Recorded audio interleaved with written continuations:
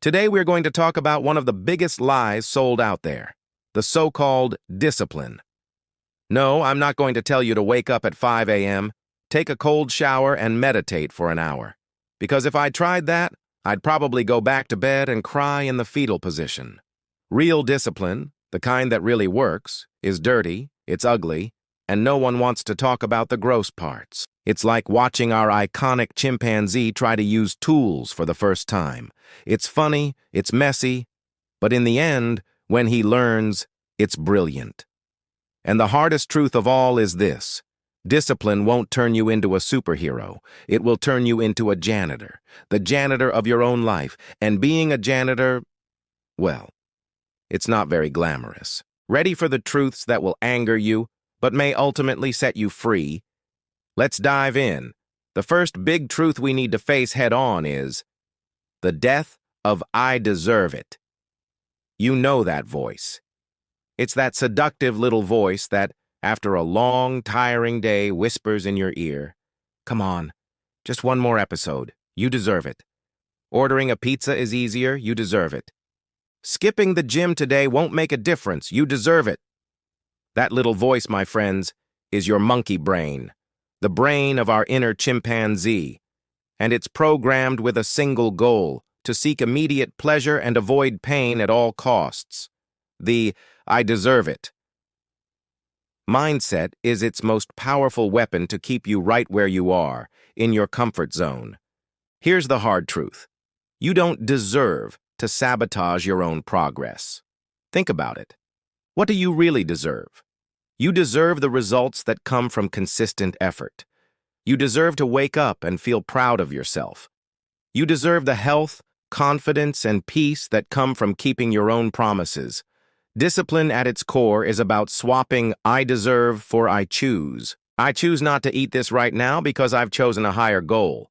I choose to work out because I've chosen to feel strong. It's you, the rational part, taking over the impulsive monkey. It's about saying to that little voice, "Thanks for the suggestion, but not today. My future self will thank me for this." And believe me, it will. And to take command, you can't rely on a resource that disappears like magic. The tyranny of willpower. We buy into this idea that disciplined people are that way because they have inexhaustible willpower, a kind of superpower. That's a lie. Willpower is like your cell phone battery. At the start of the day, it's 100% charged. But every decision, every notification, every email, every difficult conversation drains it a little.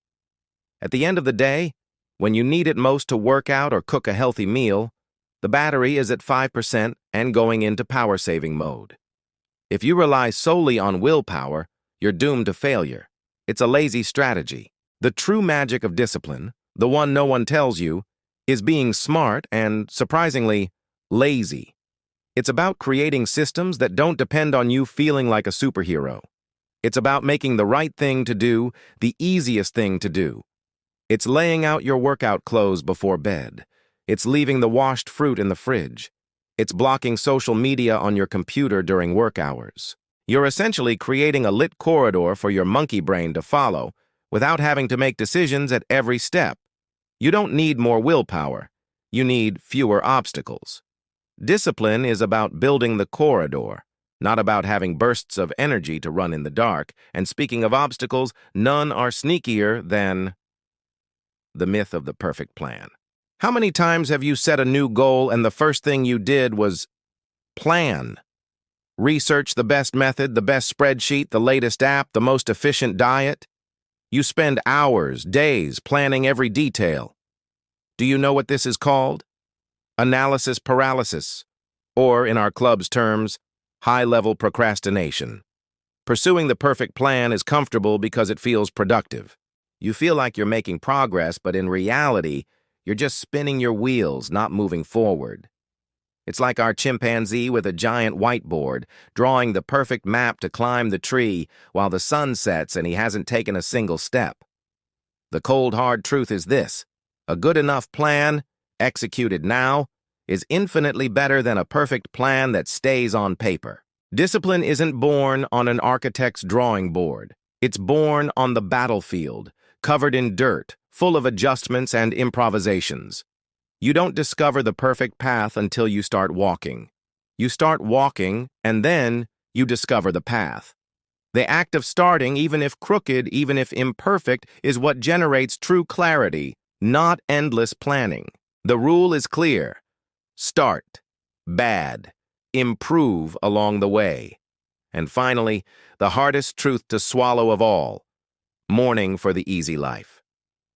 No one prepares you for this side of discipline.